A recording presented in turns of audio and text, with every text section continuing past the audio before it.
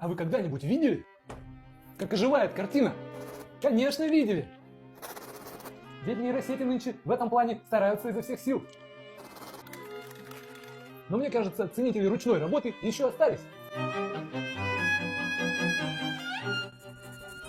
На самом деле, оживить холст может только эмоция, которую художник искренне влаживает в картину.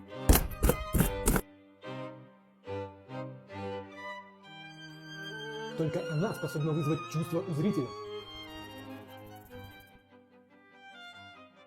Заставить задуматься. Конечно, современные технологии – это очень хорошо.